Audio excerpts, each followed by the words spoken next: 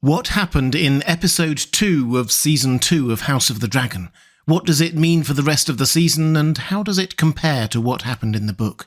Let's take a look.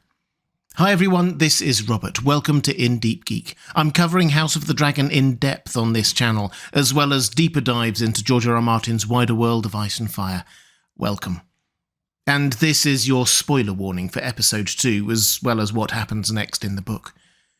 If last week's episode was all about how people reacted to the death of Lucerys at the end of last season, this time is all about reactions to the murder of little Prince Charis at the hands of Blood and Cheese. Let's start at Dragonstone. You'll remember that Rhaenyra had said that she wanted Aemond in revenge for the death of her son Lucerys, which Daemon took as permission to organise a hit using the couple of names he had got from Massaria that we know as Blood and Cheese.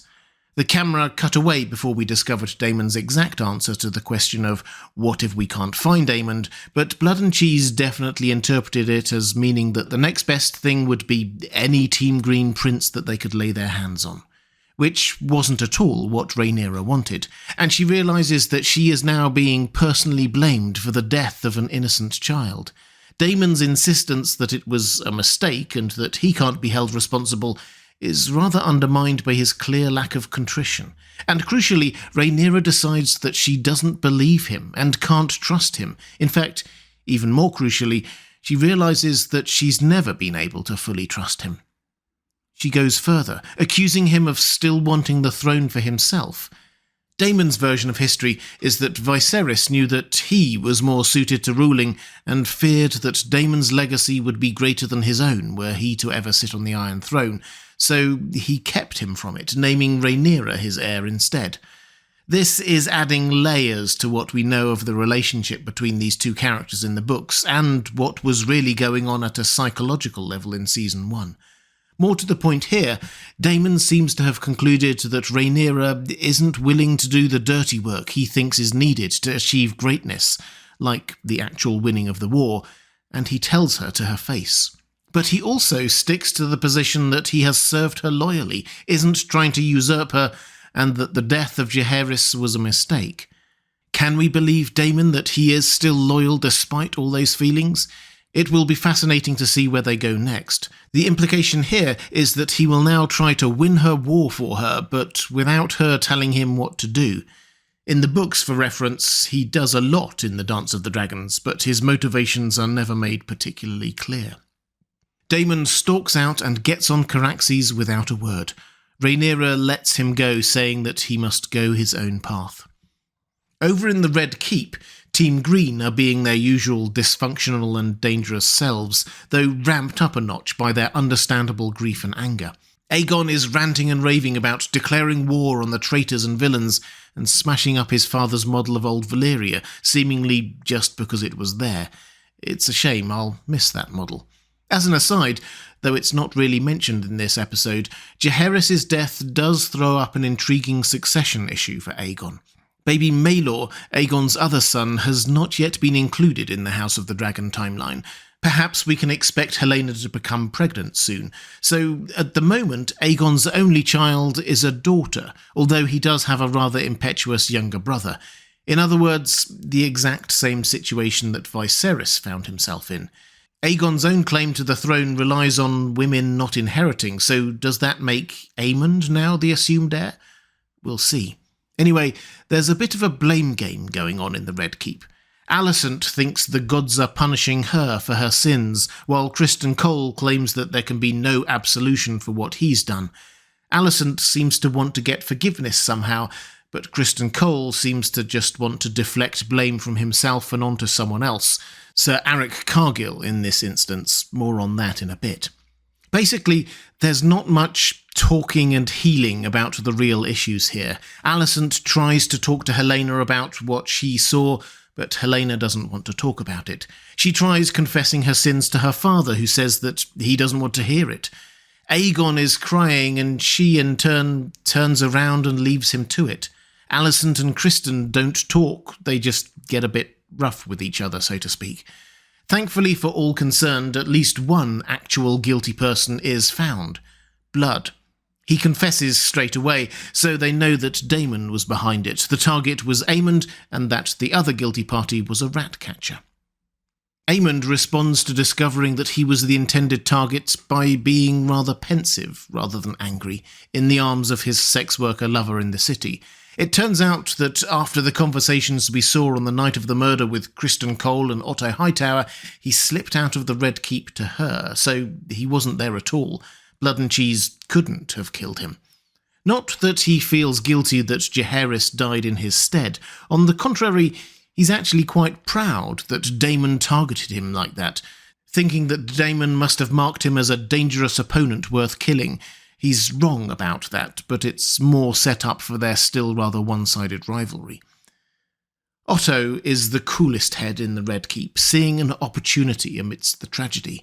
If the murder of a baby can be blamed on Rhaenyra, it won't just be the small folk who rally to their cause. Quite a few of the more powerful houses of the realm may have second thoughts about supporting her too.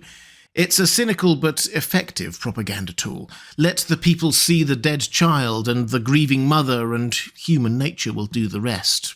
And it works. The people reach out their hands. We hear a cry of, "A curse on Rhaenyra the monstrous." Helena, in particular, hated every moment of it, but it was undeniably effective. Until Aegon kills all the rat catchers and leaves their dead bodies hanging from the walls. In the book, there are 100 of them. That's a lot of grieving widows and mothers and fathers and lovers and children and friends. Yes, Aegon did manage to kill Cheese, but all of the good PR work from that procession was undone. The people may have come to believe that Rhaenyra was no good, but now they also see Aegon as a murderer. It's starting to seem to them that all the Targaryens are against the small folk. Expect this theme to keep on growing throughout this season and beyond. Just in this one episode, there are several mentions of the lack of care of those in power for the small folk. Aemond's lover, Mysaria, Hugh Hammer, here with the rat catchers. Even Helena says that she doesn't want the small folk to draw closer because she doesn't know them, though I don't think we can blame her for that. It will be a big theme of this whole series. Which brings us to Otto's epic rant at Aegon. You can tell that he's been building this up for a while. Idiot, fool, feckless, murderer, insolent pup. There's a lot in there. And when Aegon tells him about Criston Cole's plan for Arryk, more on that in a bit, he seems to lose all hope. Gods help us all, he says. He had clearly thought he could manage this transition to Aegon as king quite seamlessly, but has been thwarted by first Alicent, now Aegon and Criston Cole, to the extent that he is now saying that they are all the poorer for Viserys' death. He's another character who may not exactly have a redemption arc, but certainly his characterization in House of the Dragon shows us another slightly more sympathetic take than that in Fire and Blood. Aegon making Criston Cole Hand of the King is rash and not a great choice, even Alicent agrees, but where now for Otto?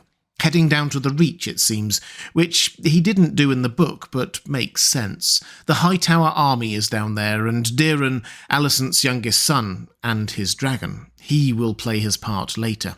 But we've been tiptoeing around Eric and Arryk for a while, so let's address that now.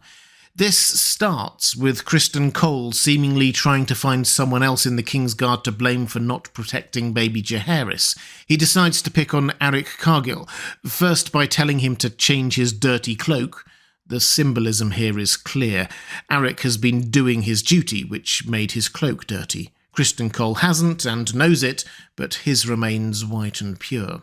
He accuses him of being responsible for Jaehaerys' death because he was on duty when it happened. Arryk rightly says that he was guarding the king and starts to question where Criston was, but Criston Cole basically pulls rank, tells his subordinates that he is in shame, then tells him he has to redeem himself in a suicide run to try to kill Rhaenyra. This is open manipulation and abuse of power, but I think we have Criston Cole's measure now. It's worth noting how close Arryk came to succeeding here, though. He, unlike Blood and Cheese say, knew where his target was and got through much more rigorous security. It's a much better plan. Perhaps not genius, as Aegon calls it, but you are left to wonder what would have happened if Daemon had tried that the other way around, Eric getting into the Red Keep, but it seems that Daemon didn't trust him. What alerted Eric to Aric's presence? We're not shown in this episode, but presumably Messalina.